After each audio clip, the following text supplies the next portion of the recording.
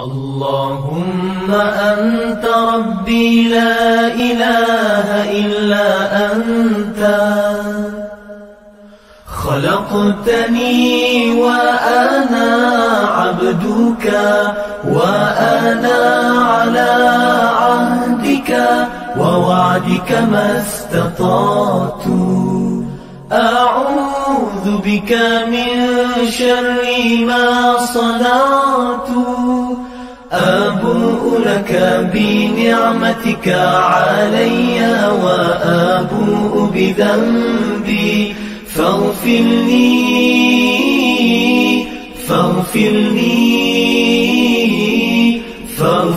لي فإنه لا يغفر الذنوب إلا أنت. Ya Allah, Engkau Tuhanku, tiada Tuhan selain Engkau. Engkau ciptakan aku dan aku hamba-Mu, dan aku berada dalam janji-Mu menurut kemampuanku. Aku berlindung denganmu daripada kejahatan yang kulakukan. Aku sedari nikmat-Mu kepadaku, dan ku sedari akan dosa-dosaku. Ampuni aku, ampuni aku, ampuni aku, kerana sesungguhnya tiada yang dapat mengampunkan dosa kecuali Engkau. Allahumma anta rabbi la ilaha illa anta خلقتني وأنا عبدك وأنا على عهدك ووعدك ما استطعت أعوذ بك من شر ما صنعت أبوء لك بنعمتك علي وأبوء بذنبي فاغفر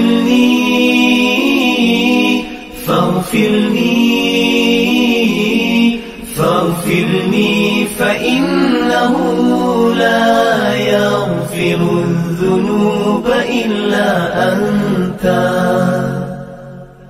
Ya Allah, Engkau Tuhanku, tiada Tuhan selain Engkau. Engkau ciptakan aku dan aku hamba-Mu, dan aku berada dalam janji-Mu menurut kemampuanku. Aku berlindung denganmu daripada kejahatan yang kulakukan. Aku sedari nikmat-Mu kepadaku, dan ku sedari akan dosa-dosaku. Ampuni aku, ampuni aku, ampuni aku, kerana sesungguhnya tiada yang dapat mengampunkan dosa kecuali Engkau.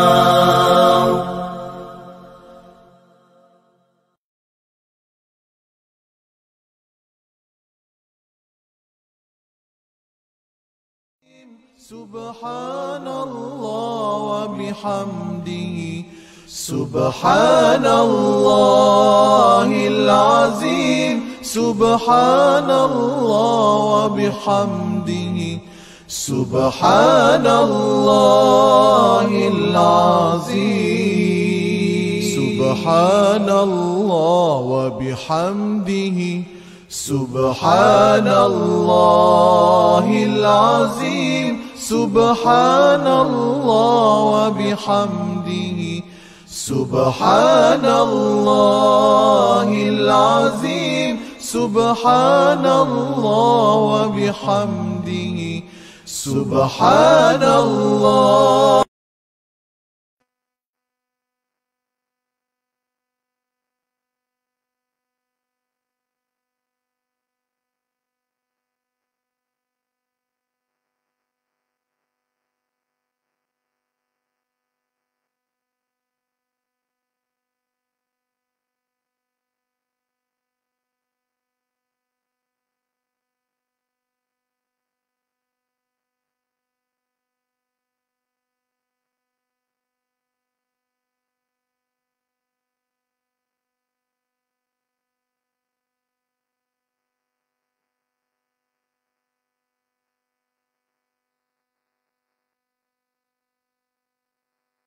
ويزدكم قوة إلى قوتكم ولا تتولوا مجرمين. قالوا يا هود ما جئتنا ببينة وما نحن بتاركي آلهتنا عن قولك وما نحن لك بمؤمنين إن نقول إلا اعتراك بعض آلهتنا بسوء قال إني أشهد الله واشهدوا أني بريء مما تشركون من دونه فكيدوني جميعا ثم لا تنظرون إني توكلت على الله ربي وربكم ما من دابة إلا هو آخذ بناصيتها إن ربي على صراط مستقيم فإن تتولوا فقد أبلغتكم ما أرسلت به إليكم ويستخلف ربي قوما غيركم ولا تضرونه شيئا إن ربي على كل شيء حفيظ ولما جاء أمرنا نجينا هودا والذين آمنوا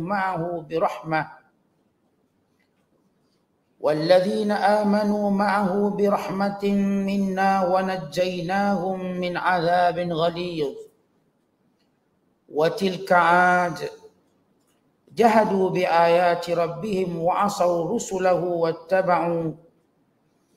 واتبعوا أمر كل جبار عنيد وأتبعوا في هذه الدنيا لعنة ويوم القيامة ألا إن عادا كفروا ربهم ألا بعدا لعاد قوم هود صدق Allahul Azim.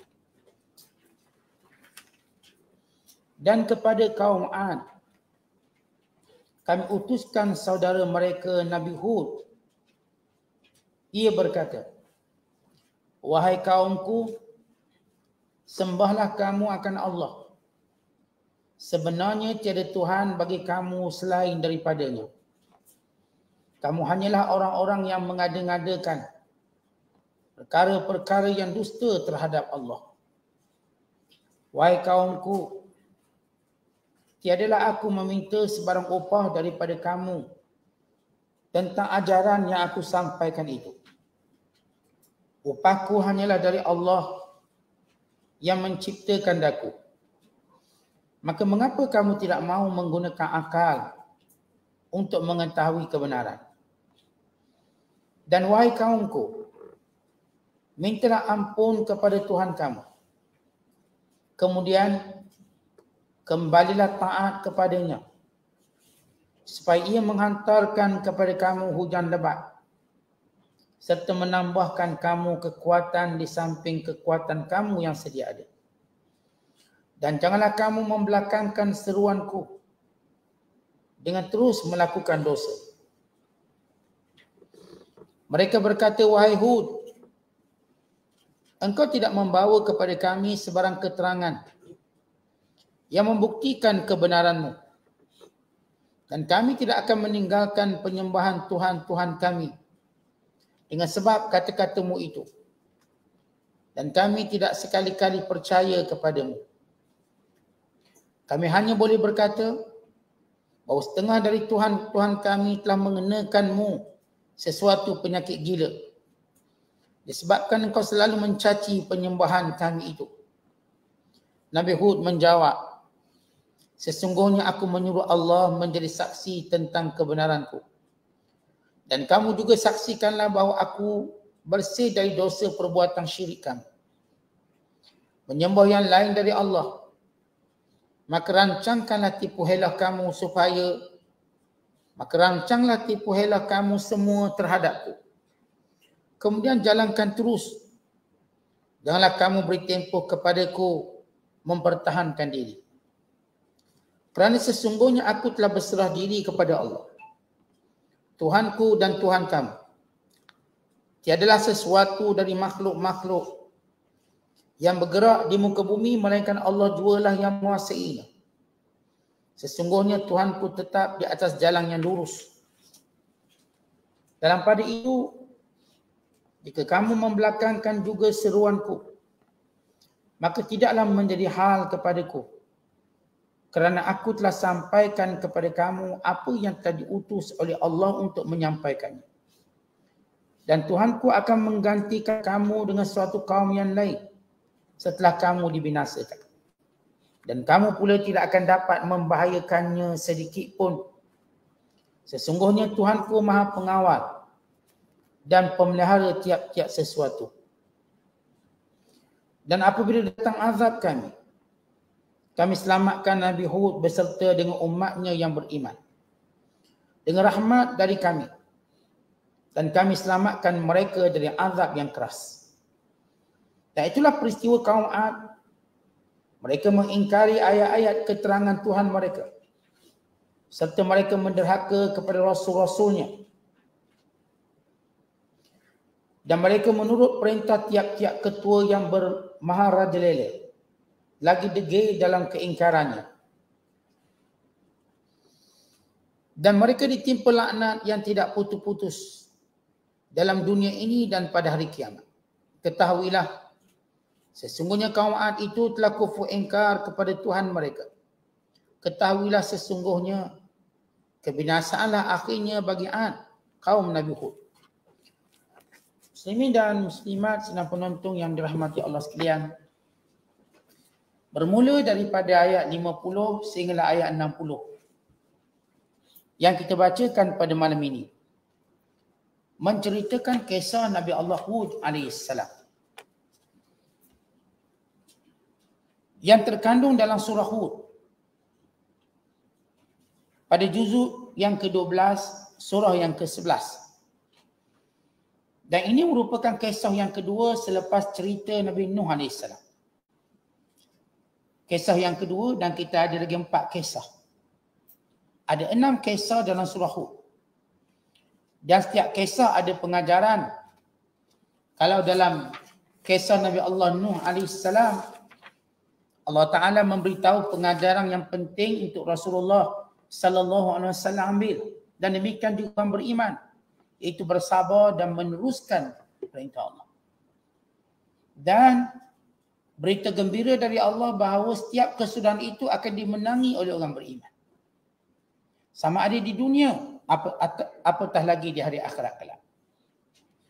Kisah pada malam ini ialah kisah Nabi Allah Hud AS yang merupakan keturunan kepada Nabi Nuh. Kalau kita buka Al-Quran, nama Nabi Allah Hud AS disebut sebanyak 7 kali. Daripada suratul A'raf, sebelum ini yang kita baca, pada surah Hud, dan juga pada suratul Syu'ara. Pada 3 surah ini disebut 7 kali nama Nabi Allah Hud AS. Dan kisah Nabi Hud dan kaumnya yang bernama Ad tidak pernah disebut oleh ahli kitab. Dengan kata lain, maklumat tentangnya tidak diketahui. Dan Allah Ta'ala mewahyukan kepada Nabi Muhammad sallallahu alaihi wasallam sebagai satu penjelasan dan petunjuk bahawa Al-Quran wahyu Allah. Dan Nabi Muhammad sallallahu alaihi wasallam adalah Nabi. Kerana berita ini telah pun ditelan zaman Dan segala kesan-kesan sejarahnya sudah pun ditenggelamkan oleh ribut pasir. Tidak diketahui kisah ini. Melainkan Al-Quran menceritakan bagaimana hebatnya kaum Ad. Bagaimana Allah berikan segala nikmat-nikmat yang berbagai. Daripada kesihatan tubuh badan, kekuatan tubuh badan, kesuburan tanah, dan juga kemakmuran negara dengan hasil kemewahan yang melimpah ruah. Segala nikmat yang mereka nak sebagaimana orang Mekah minta daripada Nabi Muhammad sallallahu alaihi wasallam supaya Mekah ditukar menjadi kebun dan penuh dengan sungai dan bukit-bukitnya menjadi emas, sudah dinikmati oleh kaum-kaum terdahulu. Dah kalau jenis degil, dia degil juga walaupun nikmat macam-macam. Sebab itu Allah memerintahkan Rasulullah tidak melayan permintaan musyrikin Mekah. Yang memberi syarat untuk beriman, Mekah mesti ditukar menjadi tanah subur. Sudah ada kaum yang Allah beri tanah lebih subur daripada Mekah, bahkan lebih subur daripada mana-mana tempat atas dunia ini. Perangai mereka sama juga. Meminta kebendaan sebagai syarat untuk sesuatu perkara tidak akan menjadikan seorang itu setia ataupun seorang itu mengetahui kebenaran. Sebab mengikuti kebenaran itu syaratnya ialah kita berfikir, otak ni jalan. Maka sebab itu kita ikut kebenaran. Bukan kerana duit, bukan kerana pangkat. Bila ramai manusia cuma mengajar manusia ikut kebenaran dengan cara duit, dengan cara pangkat, menyokong mereka dengan kuasa, akhirnya roboh. Mereka membina kekuatan, mereka membina sesuatu dengan sesuatu yang rapuh atau sesuatu yang tidak kuat. Maka runtuh. Islam dibina dengan akal yang berfikir, dengan hati yang melihat, dan dengan segala panca indera yang digunakan untuk mengetahui kebenaran. Bila musyrik Mekah, dia nak mengikuti Rasulullah dengan syarat kekayaan, dengan syarat kesuburan, syarat yang mereka nak pernah ada pada kaum-kaum terdahulu, tetap juga engkar. Mereka tetap engkar, tidak beriman. Dan Nabi Allah Hud AS merupakan Nabi yang pertama bertutur dalam bahasa Arab. Dan kaum A ialah kaum bangsa Arab. Kerana itu tidak disebut di dalam kitab ataupun di dalam mana-mana buku ahli kitab. Sebab mereka tak akan cerita kisah Nabi Arab. Mereka hanya cerita tentang Nabi Bani Israel. Maka Hud AS yang tempatnya bernama Ahqaf. Tempat di mana Nabi Allah Hud berdakwah namanya Ahqaf. Iaitu di utara Hadramaut di negara Yaman. Kedudukannya ialah di dalam negara Yaman. Dan kita tahu Yaman menyimpan sejarah khazanah kenabian yang banyak. Bukan sekadar kisah Nabi Hud, termasuk juga kisah Malikatus Saba, atau kita kenali dengan Puteri Balqis, kerajaan Sabah. Dan juga beberapa kerajaan-kerajaan lain seperti kerajaan Himyar. Dan sebagaimana kisah yang berlaku yang masyhur tentang Saddu Ma'rib, empangan Ma'rib, yang kita akan ceritakan nanti dalam kisah-kisah yang berkait dengannya. Ini Hud AS ketika mana Allah Ta'ala mengutuskan Nabi Hud kepada kaumnya. Dan lihat bagaimana metod dakwah Nabi Allah Hud. Dan metod ini atau uslub ini digunakan oleh semua para Nabi. Dengan berhujah, dengan lembut, dengan menjawab segala kemuskilan, segala kekeliruan, dengan sentiasa mengingatkan mereka akan nikmat Allah atas mereka, dengan sentiasa memberi amaran akan azab Allah yang akan mengenai setiap yang kufur kepada Allah. Ini metod dan asalib atau uslub para Nabi alaihissalatu dalam berdakwah yang perlu dicontohi oleh semua para pendakwah dan semua orang beriman. Di samping kita melihat bagaimana Nabi Allah Hud ini seorang Nabi yang amat berlapang dada dalam berhadapan dengan kaumnya. Dituduh bodoh, dituduh gila, maka dijawab dengan tenang, saya tak bodoh. Dengan mudah. Dia tak jawab macam kita biasa. Awak ni bodoh, awak yang bodoh. Kita terus jawab secara provoke. Para Nabi mereka tak jawab secara provok. Mereka jawab dengan secara lembut dan menenangkan.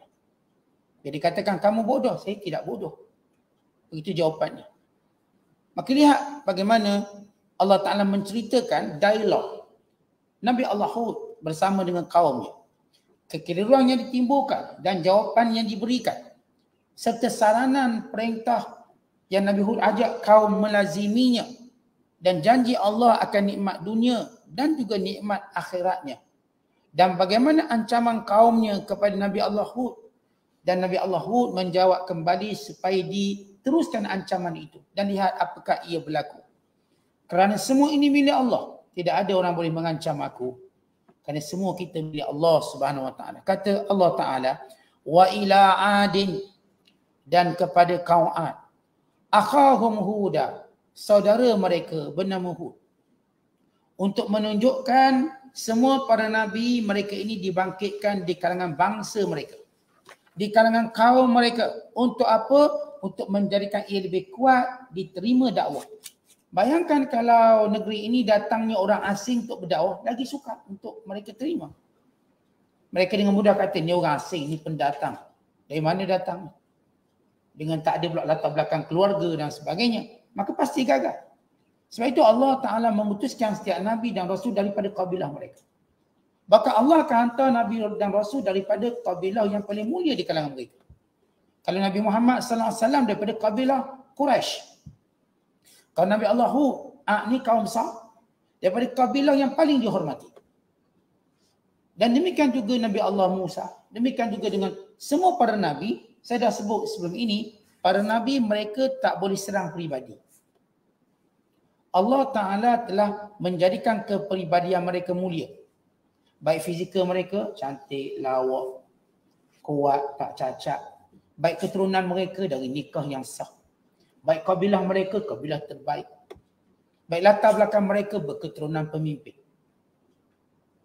Semua ini menjadikan setiap kaum yang berhadapan pada Nabi tidak boleh menikamnya secara peribadi. Sebab kebiasaan manusia tuan-tuan bila dia nak lawan, nak tolak sesuatu, dia terus serang peribadi. Serang peribadi.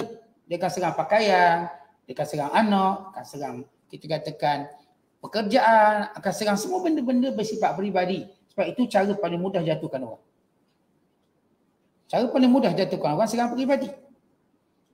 Maka Allah Ta'ala dengan sifat rahmat supaya mereka ini, orang-orang kafir, manusia, waktu berhadapan pada Nabi, mereka berfikir dengan ajakan para Nabi. Sehingga mereka tidak ada peluang mencari kelemahan Nabi itu kat mana. Tak ada peluang. Dia sebut cantik, perfect. Keturunan, perfect. Dia sebut akhlak, perfect. Bergurau pun tak bohong. Semua para Nabi dalam gurauan mereka, mereka tidak berbohong. Apatah lagi dalam bercakap biasa. Dan mereka menghormati manusia. Kita dapati dengan cara mereka berdakwah. Maka Allah kata, diputuskan di kalangan bangsa mereka sendiri namanya Nabi Allah Hud AS. Qala ya qaum. Lalu berkata Nabi Hud, wahai kaumku. Ya kaum, wahai kaumku. Bahasanya lembut, wahai kaumku. Artinya aku sebahagian daripada kamu. Bila aku sebahagian daripada kamu, aku ingin menasihati kamu. Dan aku inginkan kebaikan pada kamu. Sebagaimana kebaikan itu juga pada aku. Kata Nabi Allah Hud, qala ya qaumi, wahai kaumku. Wa'budullah, sembahlah Allah. Ma lakum min ilahin ghairuh. Kamu tidak ada Tuhan selain Allah. Disebut tentang dakwah pertama, tauhid. Perkara pertama yang kita seru, perkara pertama yang kita ajak, dan inilah metod kita waktu berhadapan dengan bukan Islam, kita bercakap Allah itu satu. Jangan kita tahu tak hikmah kebersihan. Hikmah tak boleh makan babi. Tahu tak? Kita nak dakwah maksudnya kita cerita hikmah tak boleh makan babi. Hikmah begini. Hikmah ini. Tuan-tuan, itu benda-benda picisan. Benda-benda kecil. Dan benda-benda itu kalau kita bercakap barangkali mau merangkap kita kerana ia perlukan pengetahuan yang banyak. Tapi ini tak perlukan pengetahuan yang banyak sebab ia secara fitrah. Secara fitrah, Tuhan itu satu. Maka dia telah menidakkan, bukan menjawab segala kesyirikan orang-orang kafir. Daripada mana pula Tuhan banyak? Maka di situ tuan-tuan boleh persoalan atau pertanyaan itu atau penjelasan itu telah pun menjadikan mereka keliru dengan Tuhan-Tuhan yang banyak yang mereka sembah. Kerana mereka hanya ikut nenek moyang mereka. Maka Nabi Nuh cakap, sembahlah Allah. Ini jika mereka tanya Allah itu siapa. Dan dia tidak ada Tuhan melainkan dia.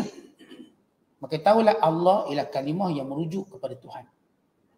Yang bersifat esa, yang tiada sekutu. In antum illa muftarun.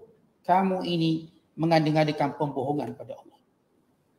Kamu kata Tuhan ada Tuhan yang lain, ada syirik yang lain, ada sekutu yang lain. Maka kata Nabi Allah Hud AS, in antum, sesungguhnya kamu dengan ibadat penyembah berhala kamu ini, illa muftarun, melainkan pembohong-pembohong.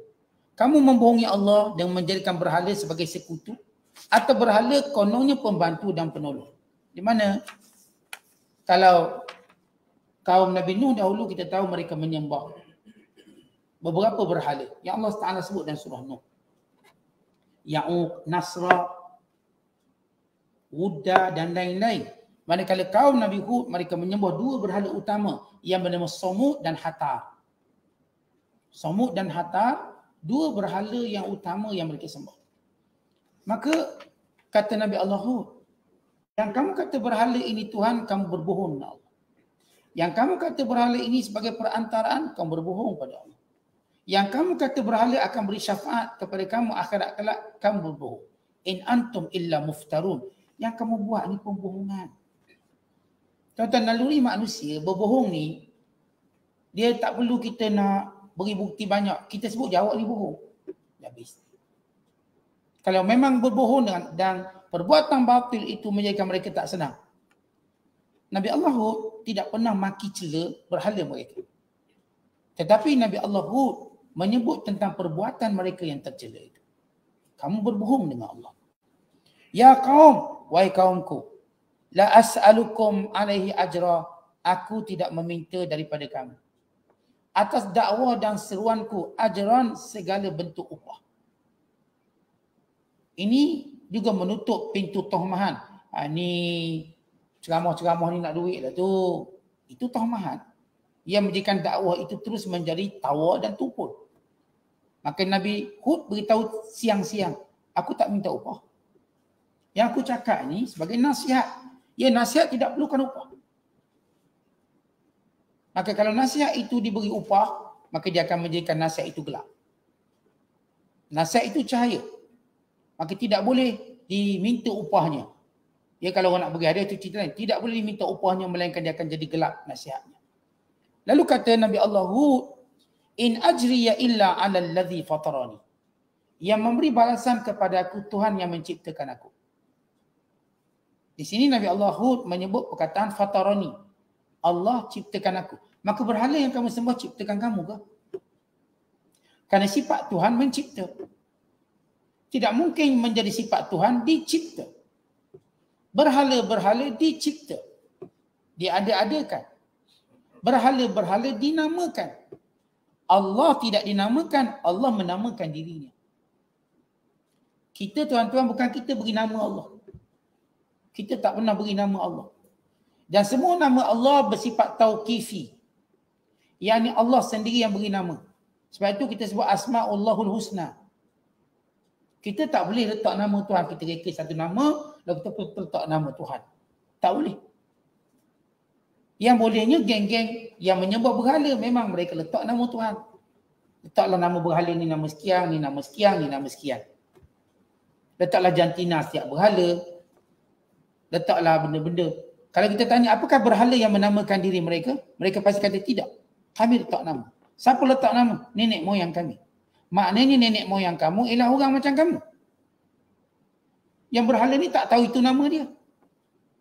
Allah yang kami panggil Allah, yang kami sebut Ar-Rahman, dia menamakan dirinya, bukan kami. Maka itu beza. Yang pertama Allah menciptakan. Yang kedua Allah yang menamakan dirinya Allah. Kemudian kata Nabi Allah Hud AS, afala ta'qilun, apakah kamu tidak berfikir?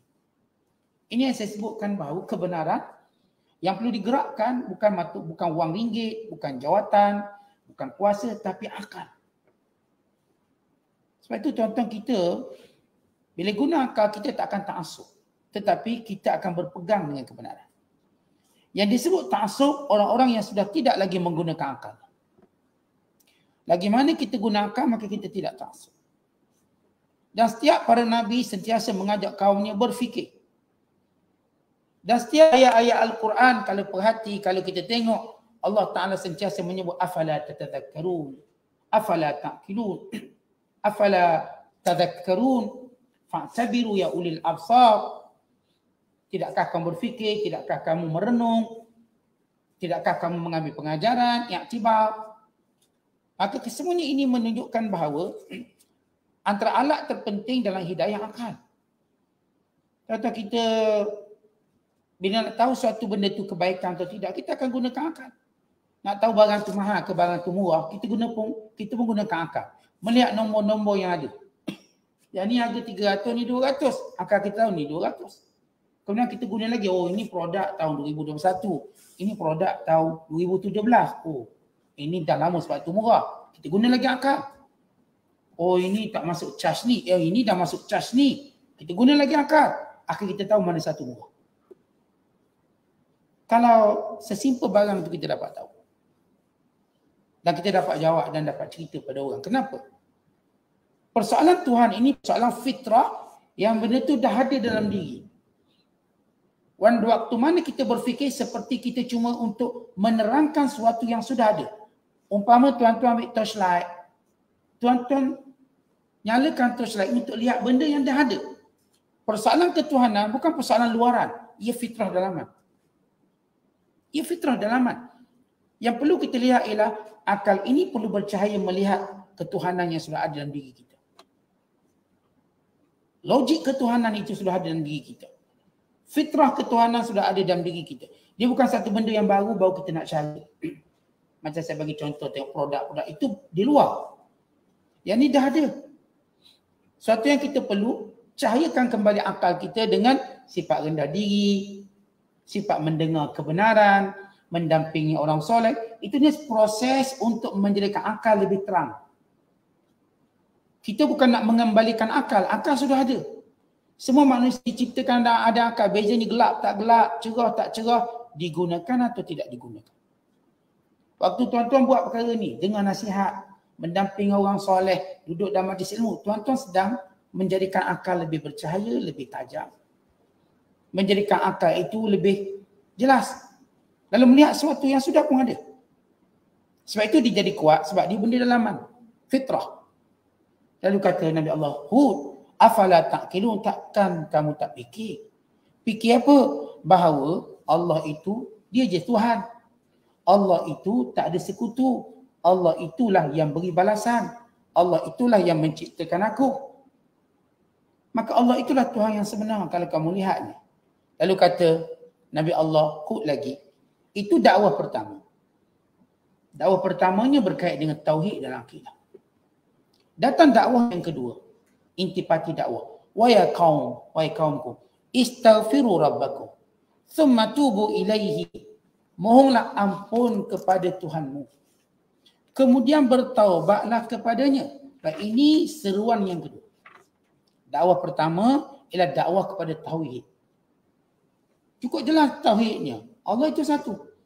Ia adalah Allah. Ia adalah menciptakanku.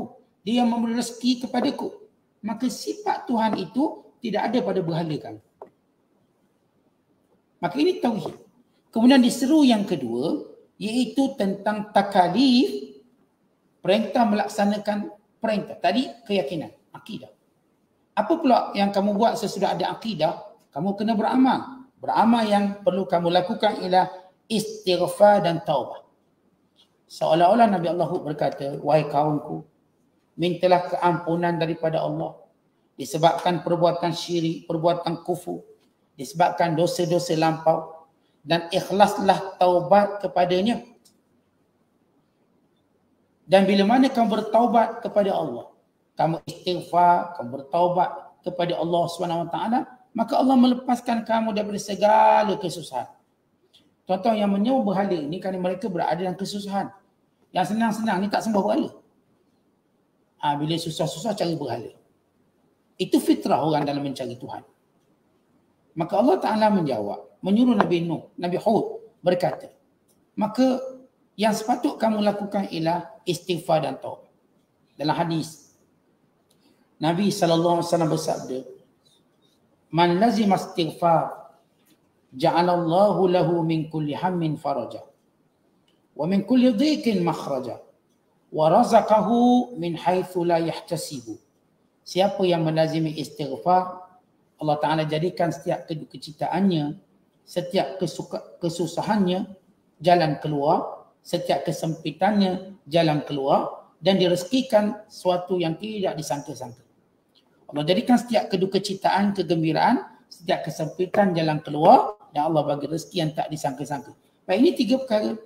Itu dukacita, rasa sesak atau kita rasa kesempitan, dan juga masalah rezeki. Sepanjang manusia hidup kat dunia, 3 perkara ini menghantui mereka. Pertama, persoalan rezeki. Yang kedua, persoalan setiap kali mereka ada masalah, ada tak jalan keluar.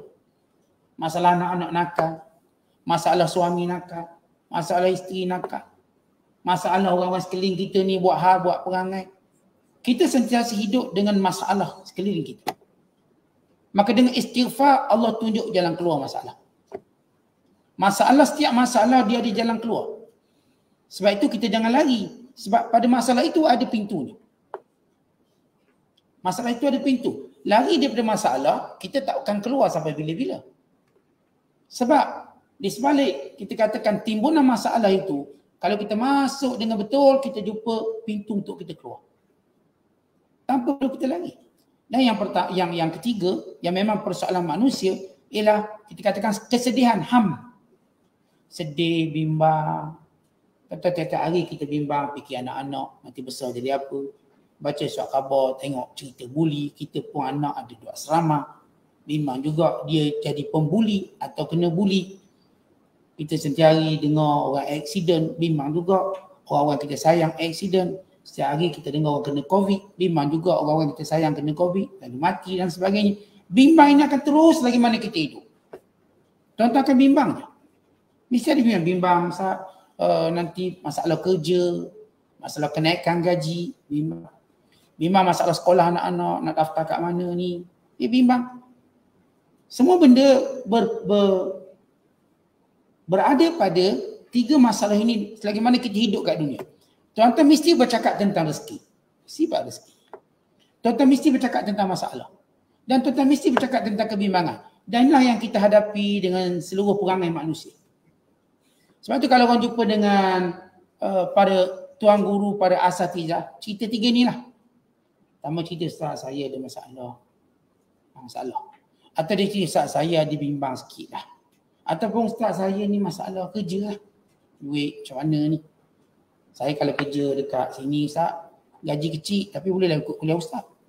Tapi satu lagi gaji besar tapi memang tak boleh ikut kuliah ustaz lah. Macam mana? Bimbang. Maka semua benda itu yang berkisar dalam kehidupan kita, yang saya katakan tak ada seorang pun terlepas daripada benda itu. Tak ada. Sebab itu kita minta lazimi istighfar. Mereka kerana masalah inilah mereka akan mendampingi berhala. Maka jawapan pada persoalan itu adalah istighfar kepada Allah. Kalau benar kamu istighfar dan benar kamu bertaubat kepada Allah, maka Allah beri semua 3 perkara utama dalam kehidupan kita kat dunia. Kemudian kata Allah Ta'ala, sesudah membicarakan tentang ajakan Nabi Hud, kalau kamu memohon ampun pada Allah dan bertaubat kepadanya, yursilis samaa alaikum midrara, Allah akan turunkan hujan yang lebat kepada kamu. Maksud hujan di sini ialah memberikan rezeki. Kerana hujan ni punca rezeki.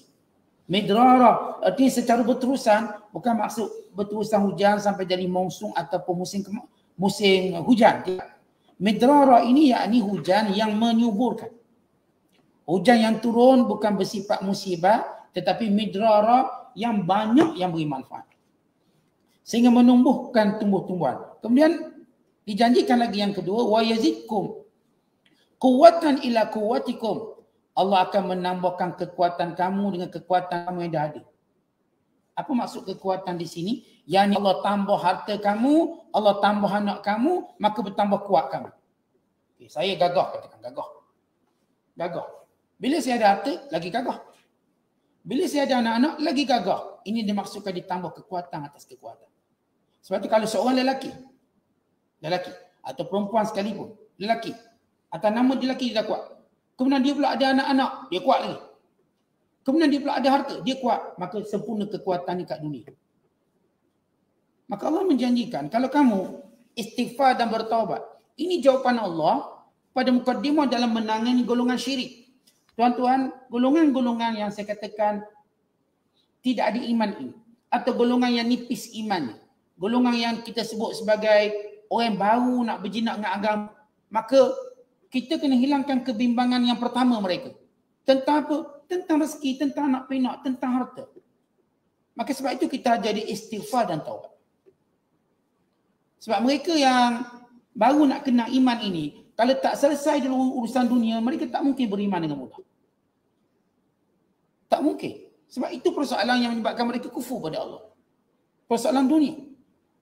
Maka Allah beri jaminan. Bukan makna kalau kamu beriman pada Allah, kamu tak dapat dunia. Inilah yang Allah janjikan untuk kamu. Kalau Allah boleh beri akhirat berupa syurga yang lebih hebat pada dunia, setakat dunia pun sangat, maka orang beriman jangan bimbang benda tu. Benar istighfar kamu, benar taubat kamu, pertama Allah beri kesuburan tempat yang kamu tinggal. Keberkatan tempat. Yang kedua Allah tambah kekuatan kamu, yakni kekayaan peribadi kamu. Apa dia? Kamu akan ada anak dan kamu akan ada harta, kamu ada kekuatan diri kamu. Sebab tu tuan-tuan, kita kalau dalam keluarga, kita ada anak, kita ada harta, kita berasa seronok. Kita pun rasa macam sibuk. Itu jangan kuliah pergi bercuti, sibuk. Anak ada, harta ada. Dia pun jadi macam, kuat, power. Allah janjikan, kalau sekiranya seseorang yang benar-benar bertaubat pada Allah, ini janji Allah Ta'ala. Kemudian, wala tatawallaw mujrimin. Jangan kamu menjadi orang-orang yang menyengutukan Allah SWT. Jangan. Sebab dengan beriman kamu dapat semua benda kamu nak. Kenapa pula kamu nak sekutukan Allah? Kalau kamu dah dapat semuanya. Qalu, lalu kaumnya menjawab, ya Hud, wahai Hud. Terus dipanggil dengan nama Hud. Berbeza dengan Nabi Hud memanggil wahai kaumku. Tidak disebut nama siapa, Samsing mana, tak ada. Walau mereka ini terdiri pada beberapa pemimpin besar utama. Tapi tetap Nabi Hud bercakap wahai kaumku. Dia tak pergi pada nama. Sebab dia tak tunjukkan kesalahan itu pada peribadi. Kerana bila kita berdakwah, kita tunjuk kesalahan pada peribadi, dia menjadi berat. Ini saya nak beritahu ke Cik Mang ni. Awak ni semayang tidak, saya dakwah macam gini, maka dia akan makin jauh dengan saya. Maka Nabi Allah Hud bagaimana adab dia dalam dakwah, dia menyebut wahai kaum tanpa menyebut nama. Tapi kaum dia kata, hey Hud. Hud, panggil nama Hud. Ma ji'tana bibayyinah. Tak ada pun bukti kamu bawa. Yang ni mukjizat tak ada pun. Wa ma nahnu bitariki alihatina. Kami tidak mungkin tinggalkan ajaran agama kami. Kaulika, hanya sebab kamu kata jangan sembah berhala-berhala ini. Wa ma nahnu laka bimu'minin. Kami pun takkan beriman. Mereka jawab, mereka sebut 3. Wahai Nabi Allah Hud, wahai Hud, tak ada pun bukti. Walau bukti itu ada pada akal mereka. Apakah ini patung-patung berhak jadi Tuhan? Apakah itu bukan bukti? Bukankah patung ini tidak menciptakan? Apakah itu bukan bukti? Sebab mereka sentiasa ingin bukti sesuatu yang bersifat luaran. Tentang bukti itu sesuatu yang dah ada kat dalam akal. Kan ini persoalan keyakinan. Soalan keyakinan, akal dapat memikirkannya dengan jelas, dengan cepat. Lalu yang kedua mereka kata, setakat kamu larang kami, tak mungkin kami tinggalkan. Mu larang kami tak tinggalkan. Lihat di sini, mereka merasa mereka lebih berkuasa. Tetapi orang kalau ego, walaupun betul, awak ni siapa? Suruh saya ni. Saya bos ni, awak suruh saya. Walaupun suruh tu benda baik, ramai manusia tuan-tuan bila disuruh benda baik, dia tercabar sebab dia rasa dia ego. Apatah lagi yang kufur. Dan nak tinggalkan perbuatan nenek moyang mereka. Wa ma nahnu laka bimu'minin, kami sekali-kali tak akan beriman. Innakul, bahkan kami rasalah, kata kaum ni. Illa taraka ba'du ahliyatina bisu'. Kami rasa sebahagian Tuhan kami sudah mengenakan azab pada kamu tu. Kami nampak macam gila je kamu ni. Dituduh Nabi Hud gila, bodoh. Kerana penangan patung-patung yang kamu selalu hina ni. Padahal Nabi Hud tak hina patung pun. Dia bercakap tentang akal. Interaksi dengan akal yang sihat. Qala ini, kata Nabi Hud, sesungguhnya aku usyhidullah, bersaksi atas nama Allah. Wasyhadu, dan kamu juga jadi saksi. Anni bari'um mimma tusyrikun. Aku tak ada mengena dengan apa yang kamu sembah. Bila mereka berkata, ini sebahagian Tuhan kita telah mengenakan kamu dengan hukumannya, sebab tu kamu cakap macam ni. Lalu kata Nabi Allah Hud, Allah jadi saksi dan kamu juga saksi bahawa aku tak sembah ni. Sejak bila aku kata dia Tuhan? Kamu yang mengatakan dia Tuhan, dia bukan Tuhan. Dan aku berlepas daripada perbuatan musyrik. Min duni, yang selain dari Allah. Fakiduni, kalau kamu rasa tak puas hati dengan aku, sila buat apa pun perancangan kamu. Untuk mengenakan aku, untuk mendatangkan apa pun mudarat pada aku. Pakatlah dengan patung-patung kamu. Kamu pakat semua. Summa tunzirun. Jangan bertempuh-tempuh lagi. Sila tunjukkan aku apa yang kamu boleh buat pada aku. Nabi Hud mencabar kaum. Kalau betul ini patung Tuhan, dan kamu juga rasa kuat, cuba kamu pakat dan datangkan sesuatu pada aku. Dan jangan tempoh, jangan tunggu-tunggu lagi. Aku tunggu sekarang.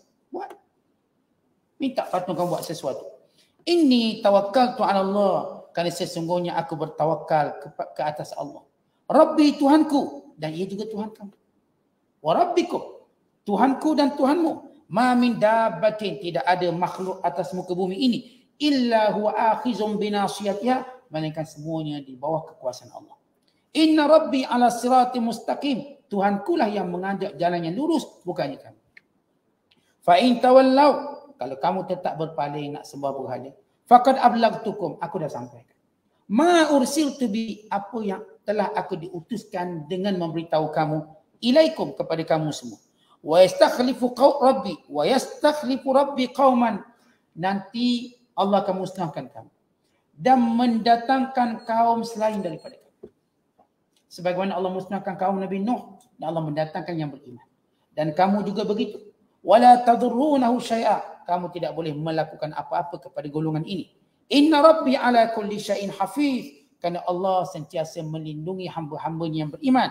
Walamma jaa amruna, dan bila datang azab Allah, najjayna Huda, kami selamatkan Nabi Allah Hud.